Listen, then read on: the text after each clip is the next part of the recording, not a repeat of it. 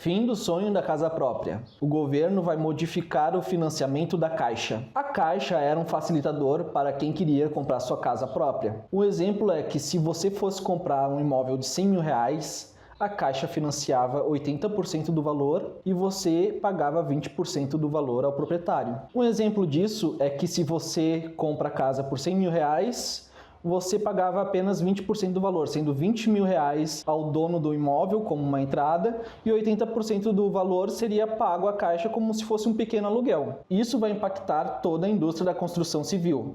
Essas medidas são parte do pacote de cortes de gastos do governo. Essa nova medida saiu em vários sites nessa semana, como você pode ver aqui. Fim de uma era. Caixa muda regras para a compra da casa própria e deixa brasileiros na mão. Antes a Caixa financiava 80% do imóvel e você pagava 20% no ato. Agora a Caixa vai diminuir o financiamento, vai ficar com 70% e você terá que pagar 30% do imóvel. Com isso vai ficar mais difícil para o mais pobre adquirir sua casa. A Caixa está fazendo essa mudança porque eles estão com pouco dinheiro em caixa para emprestar para os brasileiros. E se você tiver um outro financiamento ativo como a compra de um imóvel, você não pode pegar outro. Sabem por que a Caixa está fazendo isso? Porque estão tendo muitos saques da poupança, algo em torno de 80 bilhões por ano, deixando menos dinheiro em caixa para que se façam os empréstimos. Esse dinheiro em caixa e o que você e eu deixamos guardado no banco, em poupança ou em qualquer outro tipo de investimento. Isso significa que, se os brasileiros estão tendo que tirar o dinheiro da conta, é porque a situação econômica do Brasil não está nada fácil. E diferente do que os esquerdistas mamadores dizem, que quem tem um dinheiro investido em banco é vagabundo, isso só mostra a burrice desse povo, que só pode ter M na cabeça. Porque todo esse dinheiro que é guardado é usado para o banco emprestar, fazendo com que a economia gire. E essa turminha de esquerda não sabe lidar com o dinheiro.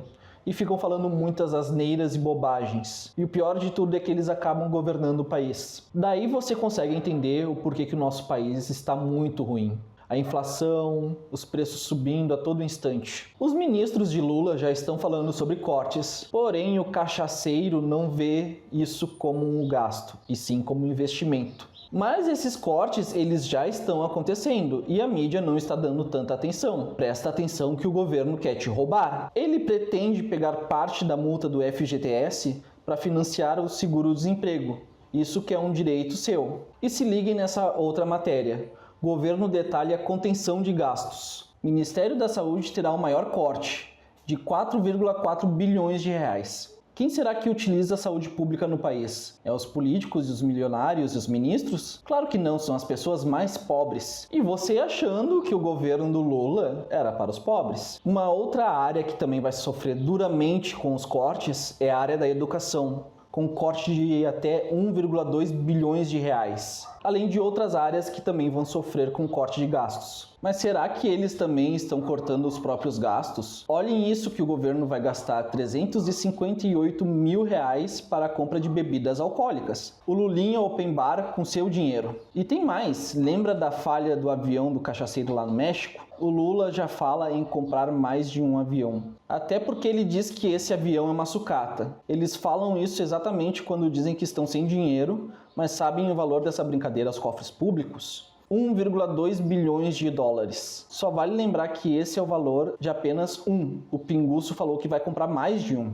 E para finalizar as bizarrices e gastanças do Pinguço, ele e a Janja inauguraram nada mais nada menos do que um heliponto no Planalto. Sabem o valor dessa obrinha? Apenas 769 mil reais. Antes o Pinguço fazia o trajeto de carro. Isso mostra que ele não está nem aí com dinheiro público. Eles acabam falando em corte de gastos. Porém, o corte de gastos que eles querem aplicar é para os mais pobres. Esses cortes são na saúde, na infraestrutura, na educação.